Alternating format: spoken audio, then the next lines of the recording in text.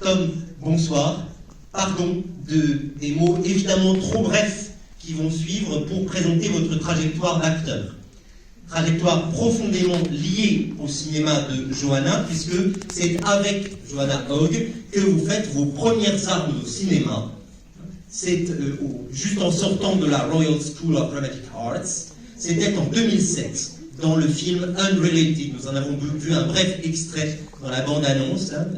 C'était le point de départ d'une carrière qui, à partir de là, va se déployer à la fois dans d'immenses productions hollywoodiennes, j'y reviendrai un petit peu dans quelques minutes, et chez des auteurs aussi exigeants que Terence Davis, de Deep Blue Sea en 2012, ou Guillermo del Toro, Crimson Peak en 2015, non sans revenir au cinéma de Joanna Hogg, où après Archipelago que nous allons voir ce soir, vous faites aussi une autre apparition en 2013 dans Exhibition. Et puis, il y a le théâtre. Le théâtre, cette autre scène où cette carrière, votre carrière se poursuit, cette scène qui précède même votre œuvre cinématographique. Vous y jouez Shakespeare, vous y jouez Tchekhov, vous y jouez Harold Pinter, alors d'Asgard à la Cerisay et à l'île de Tresco, du Marvel Cinematic Universe jusque à Tchekhov, en passant par ce formidable rôle de vampire amoureux dans le Only Lovers Left Alive de Jim Jarmusch en 2013. Nous recevions Jim Jarmusch ici même, il y a quelques semaines. Nous avons beaucoup de chance au Centre Pompidou. C'est comme si vous plaisiez à circuler entre les mondes, à y installer votre jeu si subtil, si maîtrisé, si précis, à occuper les frontières et d'une certaine façon à faire communiquer ces mondes entre eux, à les faire déteindre les uns sur les autres. Je pense à cette série dont vous êtes le héros en compagnie d'Owen Wilson, cette série où le jeu entre les différentes versions de vous-même introduit un trouble assez sophistiqué entre le vrai et le faux. Par moments, on ne sait plus très bien si on est chez Stan Lee ou chez Alain Robbe-Grillet ou Alain Resnais. Loki, c'est un peu les Avengers à Marienbad, d'une certaine façon. Un mot, quand même. Un mot, même si ça n'est pas notre sujet de ce soir, un mot de ce personnage avec lequel vous vivez depuis plus de 10 ans et de la ferveur que vos apparitions suscitent. Les spectatrices et spectateurs qui arrivent à l'avance à nos rétrospectives n'ont pas toujours les cheveux de cette couleur.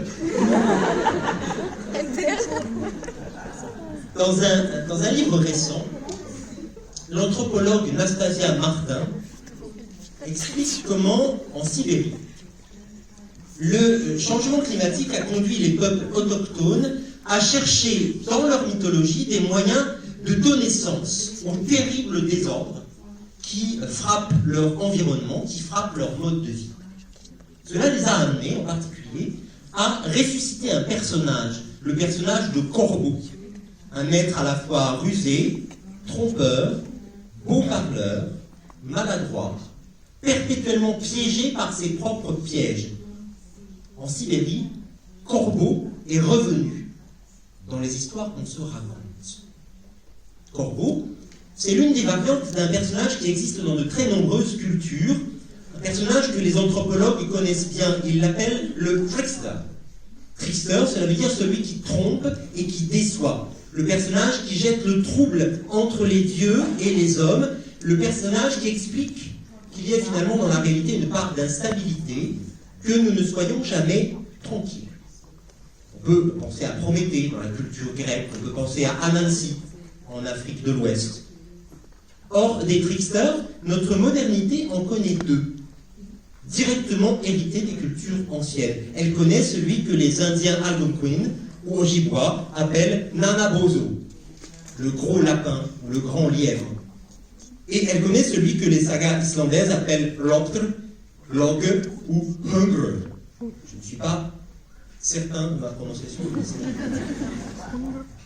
Nous ne les connaissons pas sous ce nom, bien sûr. Mais nous connaissons le nom que le cinéma leur a donné. Nous connaissons Bugs Bunny, qui est une transposition directe du Nanabozo des Algonquins. Et grâce à vous, nous connaissons Loki. Alors, si l'on croit Nastasia Martin, si l'on pense que les tricksters retrouvent une nouvelle jeunesse quand le chaos du monde exige d'être dompté, d'être apprivoisé. On peut dire que, comme Bugs Bunny, pendant la guerre froide, alors que le monde craignait l'apocalypse nucléaire, vous assumez depuis 10 ans la redoutable tâche de nous aider à apprivoiser le désordre, tout en introduisant dans votre jeu, dans votre façon de jouer, dans votre façon de circuler entre le théâtre et le cinéma, une part de désordre, une part passionnante et féconde. Vous n'êtes jamais là seulement où on vous attend. Alors merci d'être là tout de même. Merci de nous aider à rire du chaos qui monte. Merci du talent avec lequel, de rôle en rôle, vous restituez les émotions avec tant de complexité. Je vais vous inviter maintenant à me rejoindre pour dire quelques mots en introduction de cette séance.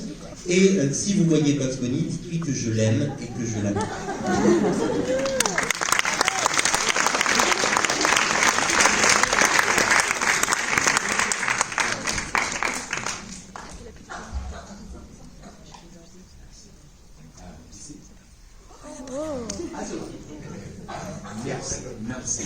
Merci beaucoup. Vous êtes très très gentil. J'ai jamais la comparaison de Laurie et Bugs Bunny. C'est la première fois, mais j'aime bien. Je l'aime. Je l'aime Bugs Bunny. C'est un plaisir pour moi d'être ici avec vous. Merci beaucoup. Mon français, c'est pas bien. Je parle anglais. Dans 30 secondes, je vais changer à anglais. Parce que je n'ai pas les mots. Mais c'est très gentil. C'est un honneur pour moi d'être ici. J'aime bien Joanna et j'ai commencé mon travail avec elle. C'est un honneur pour être ici avec vous. Merci.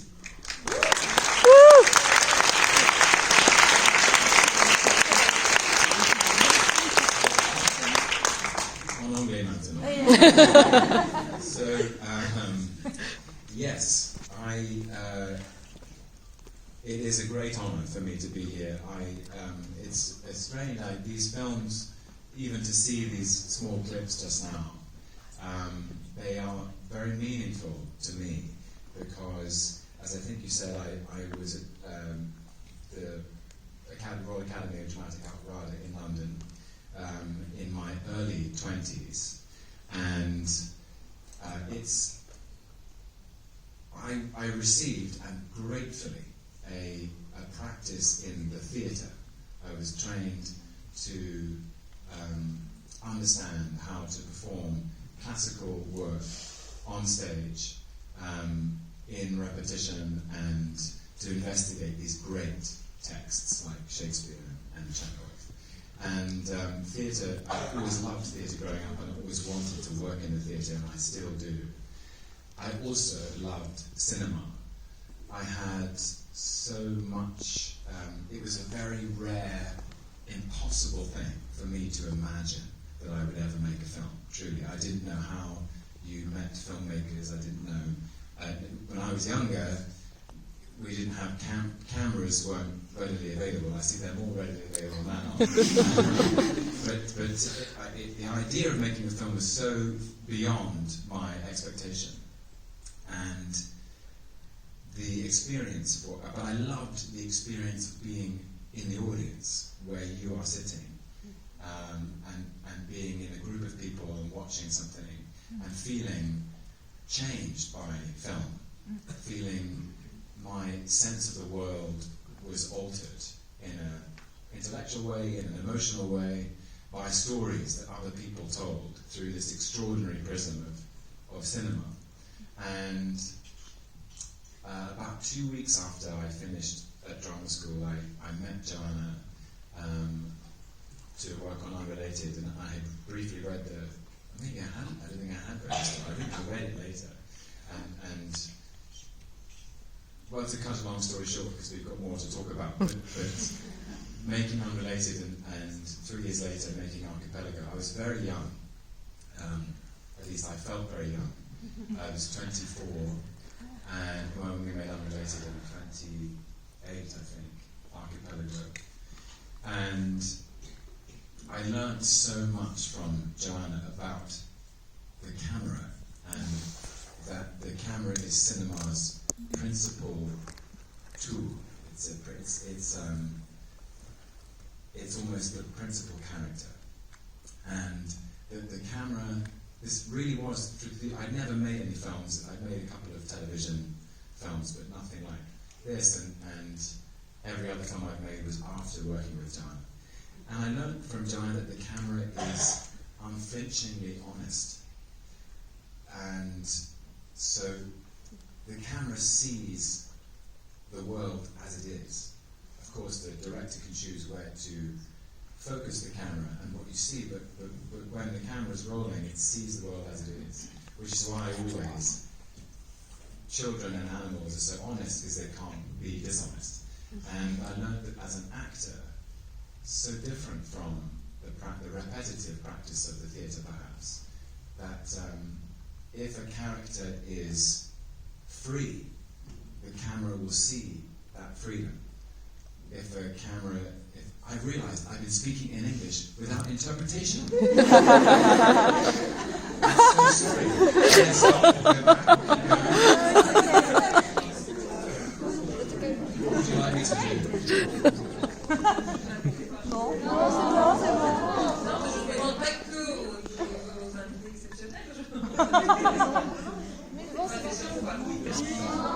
Désolé.